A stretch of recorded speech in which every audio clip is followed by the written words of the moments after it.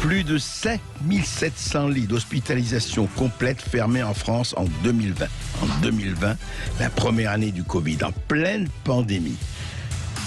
Et ça ne s'arrête pas là. Ça ne s'arrête pas là. Il se passe vraiment quelque chose de grave. Depuis que les plans blancs ont été levés, puisqu'il n'y a plus de pic épidémique qui retient les gens à l'hôpital, eh bien les gens partent.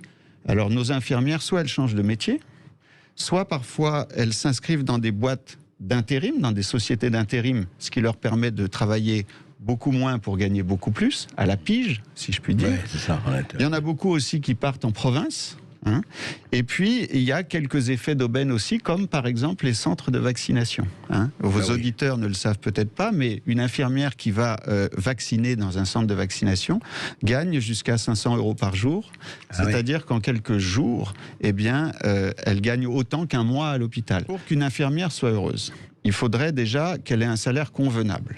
Bon, malgré les efforts récents, ça n'est pas tout à fait le cas. C'est aujourd'hui la moyenne, vous savez. Entre 1 800 € net et 2 500 selon l'avancement dans la carrière, mais malheureusement, on stagne souvent en dessous de 2000 pendant de nombreuses années. Quand vous apprenez, vous êtes élève infirmière à l'école, on vous dit que vous allez être auprès du malade, à son chevet, à l'écouter, que vous prendrez tout le temps qu'il faut, et que vous arrivez dans un service, et que dans la vraie vie, vous n'avez qu'une infirmière pour 15 malades, vous n'avez pas le temps de vous en occuper, vous passez 3 heures par jour devant un ordinateur, avec des logiciels d'ailleurs qui ne marchent pas en général, pour des questions de procédure, de traçabilité, vous êtes totalement détourné de votre métier. Il y a en fait l'introduction de la paperasserie numérique, au lieu que ces infirmières ou ce personnel soignant s'occupent des malades, ils s'occupent de... Exactement. Voilà. Ouais. L'hôpital est devenu une usine à gaz bureaucratique.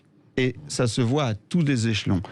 Ça se voit quand il faut prendre des grandes décisions stratégiques, mais ça se voit même dans les services au chevet des malades, quand il s'agit simplement de faire une prescription. Ce qui prenait avant 30 secondes parce qu'on l'écrivait à la main, prend aujourd'hui 5 minutes parce qu'il faut aller l'écrire par voie informatique sur 3 réseaux différents. Et là, on a des services fermés un peu partout. C'est extrêmement préoccupant parce que dans le même temps, tous les patients qui n'avaient pas pu être traités pendant les pics du Covid reviennent avec souvent des pathologies plus avancées. Oui, que ce soit cancer, que ce soit le cœur, que ce soit dialyse, etc. Et dans mon service, par exemple, nous sommes contraints en ce moment de fermer 50% de nos blocs opératoires, ce qui est absolument à Cochin, qui est quand même un gros CHU parisien et qui est en théorie devrait être préservé de ce genre de mésaventures. Eh bien, nous déprogrammons depuis 4 semaines maintenant 50% de nos patients, sans d'ailleurs pouvoir toujours leur donner un autre point de chute.